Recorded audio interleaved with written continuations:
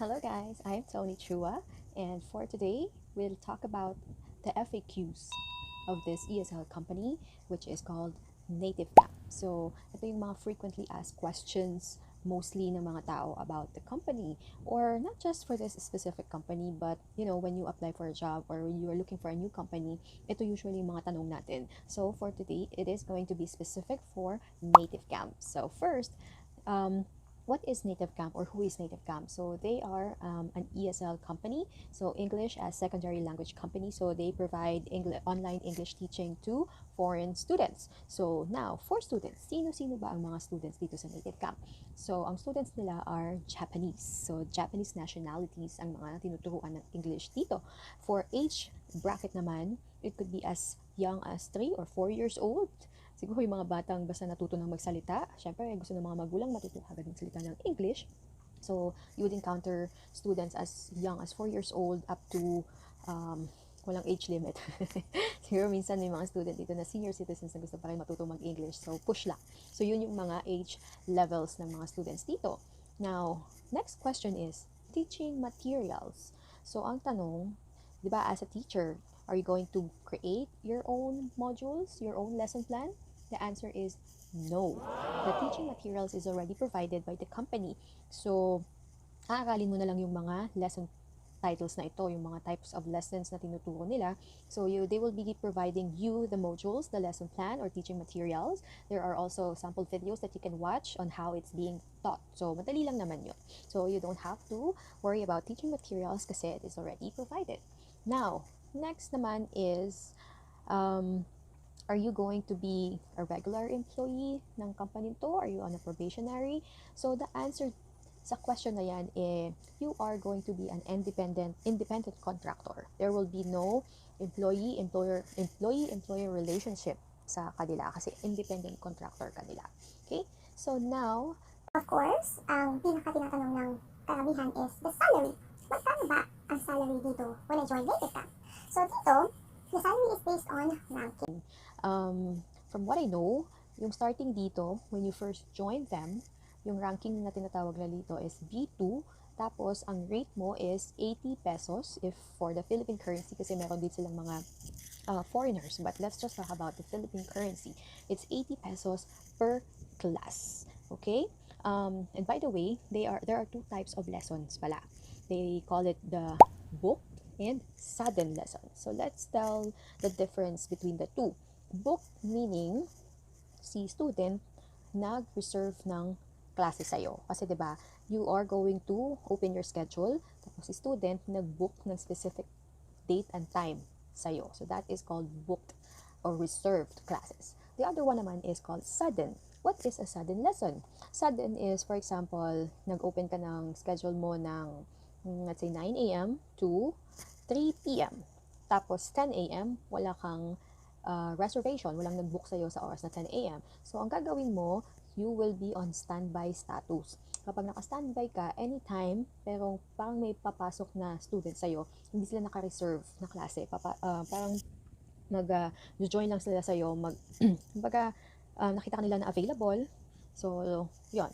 That is called a sudden lesson. Kumbaga parang incoming lesson lang siya, hindi siya naka-schedule. So magkaiba yung rate ng dalawa. Kapag booked lesson, yun yung 80 pesos per class. And each class is 25 minutes. Or sometimes 26 minutes the most. So pareho yon, booked or sudden, parehong 25 or 26 minutes. And the rate for booked class is 80 pesos per session, per book class. So kapag makadalawa ka in 1 hour, you'll get 160 pesos. Pag sa sudden naman, yung pumasok, it is 55 pesos per sudden class. So if you have two sudden class na nag-last for 26 minutes, so sa isang oras, nakadalawa kang 26 minutes na sudden class, so you will get 110 pesos. Now, for the book lesson, nag-iiba-iba yung rate nun. Depende on your ranking per cutoff. And that ranking is going to be determined by the student's rating. Kasi may pa-survey yan, may pa-rating si student after every class. So, doon yun, nagva-vary. So, pag nagbabago yung ranking mo for every cut-off, syempre tataas yung rate mo. So, so yun yung parang pinakabasihan. 80 pesos yung book class and 55 pesos for sudden classes. And I think the highest rate na you can get is 104 pesos for book classes. So, malaki-laki din, di ba? So, if you get two, pag na-reach mo na yung ranking na yun na 104 pesos per book class, you get two of that in 1 hour. So, you will get 208 pesos in 1 hour. Tapos, kapag nag 5 hours ka, di may 1,000 something ka na. So, 1,000, tas nag 5 days ka, 5,000, so on and so forth. So, yun. Next, incentives. Meron bang pa-incentive si Native Camp? Yes, merong incentive sa Native Camp. May mga, ano sila, may mga pa-promo na nagbabago-bago, tapos meron din silang mga consistent na incentive na binibigay. So, for example, you'll get, pag sa mga beginners yata yun, basta may mga ganong klaseng incentive. Let me see if I can remember yung incentives na yon. So, ito one-time incentive ang tinatawag nila. So, isang beses lang siya ibibigay when you successfully completed 100 slots, sudden and booked, in 2 weeks after kang mag-join sa company. Yung after ma-activate yung account mo, within 2 weeks, makakompleto ka ng 100 classes, booked or sudden, you'll get 2,200 pesos. So, one time lang yun. Pagka nalagpas na yun at hindi mo na-reach, di wala na. So, yun. Basta for the first 2 weeks. Tapos, they also have the lesson incentive na tinatawag when you successfully completed 100 slots, sudden and booked during a pay period. So, meaning sa isang cut-off na tinatawag nila. So, let's say June 1 to June 15 na cut-off, nagkaroon ka ng 100 slots. Booked and sudden, you'll get 550 pesos. And then, they also have this no cancellation incentive for every pay period. So, ibig sabihin sa isang cut-off din, wala kang cancellation, hindi ka nag-cancel ng klase. And ang condition lang dito, you have to complete 20 you have to complete 20 book slots na hindi ka nag-cancel. You'll get 550 pesos. And other incentives pa, mga ranking incentive, may mga referral bonus dun sila, and so on and so forth. So, maraming mga pa-incentive doon, bukod dun sa hourly rate na makukuha, or sa per class rate na makukuha mo. Now, the next question is penalty. Kasi, I know in other ESL companies, medyo malaki ang penalty. Minsan, mas malaki pa ang penalty kesa dun sa rate mo per class or hourly rate mo. Which is masakit, di ba? Yung parang na-penalty ka 3 times or twice as much yun sa earnings mo, pinaghirapan mo yun, tapos magkakaroon ka lang ng deduction. So, well, of course, with Native Camp, there's also that thing called penalty. That thing called penalty. So, for example, nag-cancel ka ng klase. Of course, kunyari may nag-book sa'yo, tapos nag-cancel ka ng klase, magkaka-penalty ka doon. If you canceled 0 to 1 hour before, so for example, 10 a.m. yung nag-book class mo, less than 1 hour ka nag-cancel, meron kang penalty, meron kang deduction, which is 80 pesos, which is equivalent to 1 book lesson na kinancel mo. Okay? Now, if nag-cancel ka naman ng book class 1 to 12 hours before, okay, so for example, yun nga, 10 a.m., ang klase mo, kinancel mo siya ng 8 a.m. So, di ba, more than 1 hour siya, you'll get a penalty of 27 pesos. Okay, so same thing din kapag 12 to 24 hours before mo kinancel yon, 27 pesos pa rin yung deduction mo. But, if you cancel a class na more than 24 hours, so let's say, Friday nakabook yung klase na yun, tapos kinancel mo ngayon, walang penalty. Okay, so yun yun. So, at saka hindi ganun kalaki ang penalty nila. Kumbaga katumbas lang siya nung rate ng isang klase na kinancel mo.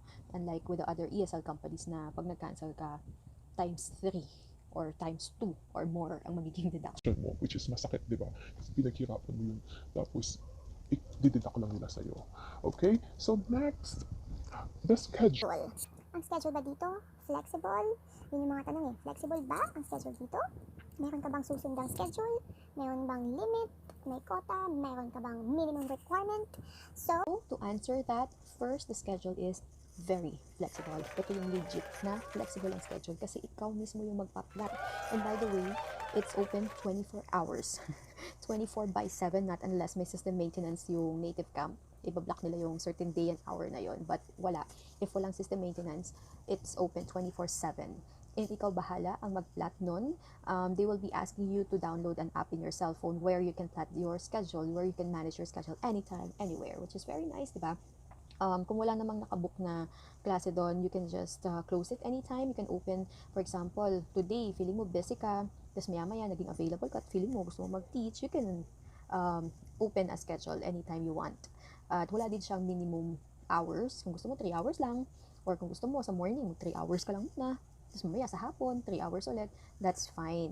At wala din kailangan schedule na, for example, a week before, nag-plot ka na ng schedule mo, mga ganyan. There's nothing like that. Ano pa ba about the schedule? So yun nga, for example, nag-open ka ng 4 hours today, tapos 3 hours, wala namang, or the last 1 hour, wala ka namang student, and gusto mo nang magpahinga, you can just easily close it. Ganun lang siya. So, very flexible. Ikaw bahala. You can do it part-time, you can do it full-time. So, yun nga, very flexible talaga. You manage your own, kumbaga parang freelancer ka, you can do anything with your schedule. Meron lang yata silang maximum na pwede mong i-plot in a day kasi syempre hindi ka naman robot, mapapagod ka din.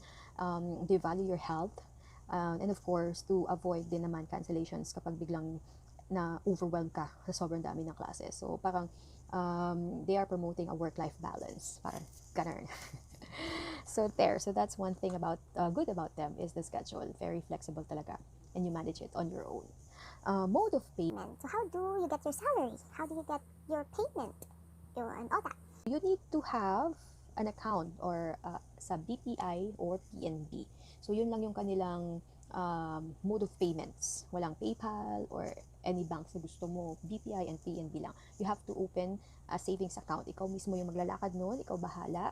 And ano pa ba ang mga frequently asked questions? I think those are the basic or the main kind of questions na gustong malaman madalas ng mga tao.